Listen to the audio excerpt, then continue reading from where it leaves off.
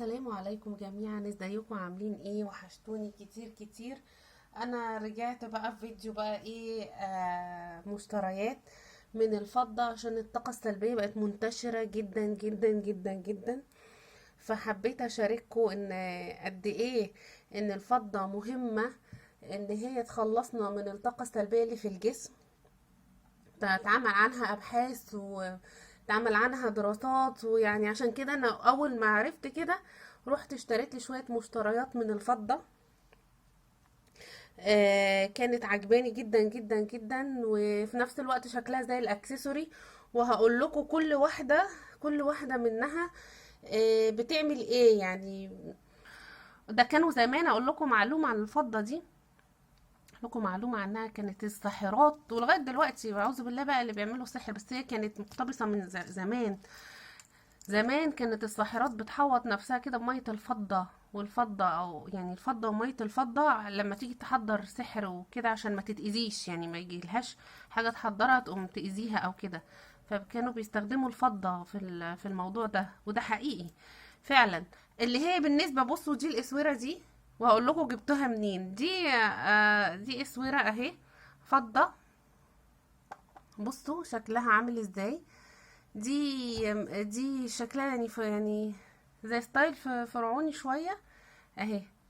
دي دي للظهر حلوة قوي، بتبعث ايونات حلوة جدا للظهر.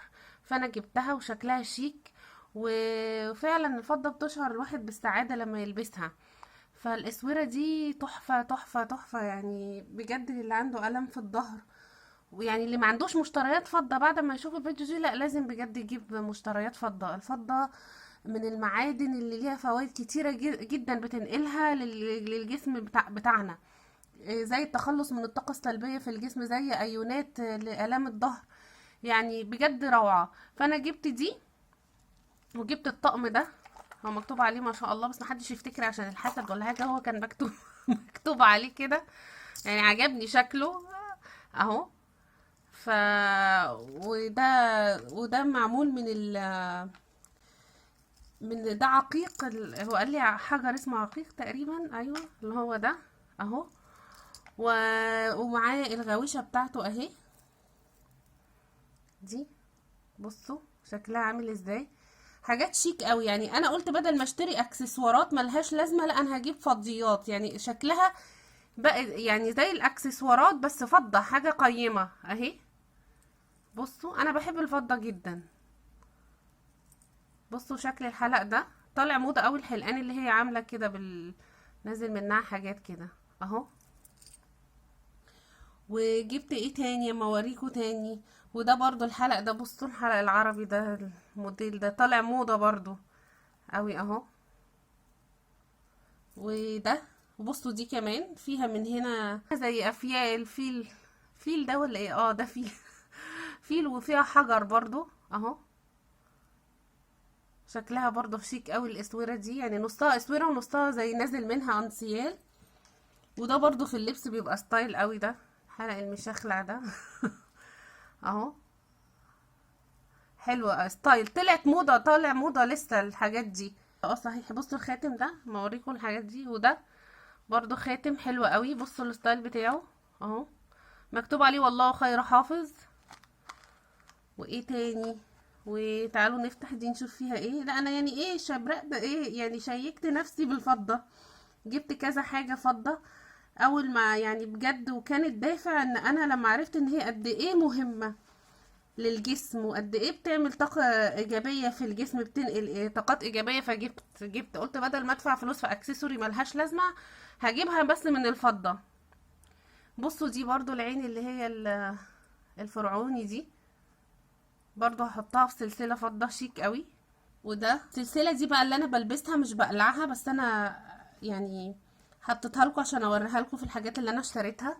دي بتشعرني بصراحة من ساعة ما لبستها وانا حاسة باحساس، يعني احساس جميل، يعني حلوة. اللون الازرق انا بحبه جدا جدا، الفيروزي ده فيروز، ومكتوب عليها برضو والله خير، فالله خير حافظ اهو. اهي دي انا بلبسها دايما، يعني ما شوف شكلها. ففي حاجات حلوة قوي. فجبت بقى، اشتريت حاجات من الفضة. لازم اللي ما عندوش حاجة من الفضة، لا لازم نصيحة بقى يشتري بدل. وهي مش سعرها كويس يعني، سعرها حلو بس حاجة قيمة احسن من الاكسسوري. ونوع الفضة بتاعها قال لي 925 تقريبا ولا 900، هي 900 حاجة انا مش فاكرة، 920. بس نوع فضة كويس يعني، كلها فضة يعني مش مخلوطة بحاجة او كده. والفضة المصري طبعا عندنا درجة أولى معروفة يعني تحفة. أنا جايباها منين بقى عشان البنات اللي عايزة تشتري؟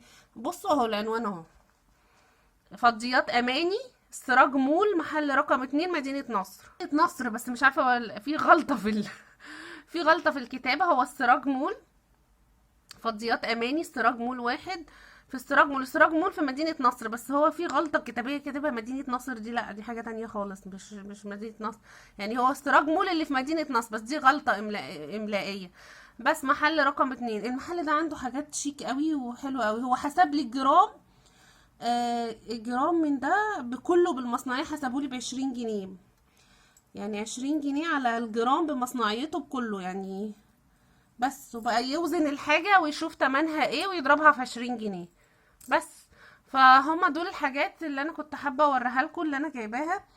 وانا اول ما عرفت زي ما قلت لكم الفضة، جريت بسرعة بسرعة ورحت جبت لي كام حاجة. دي حلوة قوي، الالام الظهر دي للي ظهره عايز يحس باحساس كويس، والله بجد بتعمل احساس كويس بامانة شديدة. يشتري الاسوره المسح دي اللي من الفضة دي. هو يعني بجد المعدن ده ليه تأثير فعلا حلو، يعني تأثير ايجابي فعلا لما الواحد بيلبسه. فشوفوا الصناعة بتاعتنا المصرية، بصراحة دي صناعة مصرية. شوفوا التقفيل، شوفوا الاكسسوارات، ايد الصانع المصري في الفضيات وفي الحاجات دي. بجد يعني يا ريت نصدر للعالم يعني الحاجات دي. الفضة والاكسسوار دي الاجانب بيحبوها جدا وبيشتروها لما بيجوا عندنا شرم، وبيحبوها برضو لما بيشوفوني لابساها لو انا بره مصر. بيحبوا جدا. وانا اقول دي من مصر، من شايفين الصناعة يعني. مصر فعلا. صانع الفضة ايده تتلف بحرير بجد بامانه شديده يعني. بصوا التقفيل، بصوا الحاجات، احنا شاطرين في الحاجات دي. فيا ريت عايزه اشوفها بقى في جميع بازارات بره كلها، تبقى دايما في كورنر كده في فضه مصريه ان شاء الله. وان شاء الله اشوفكم الفيديو الجاي على خير في احلى وصفه مع منى. مع السلامه.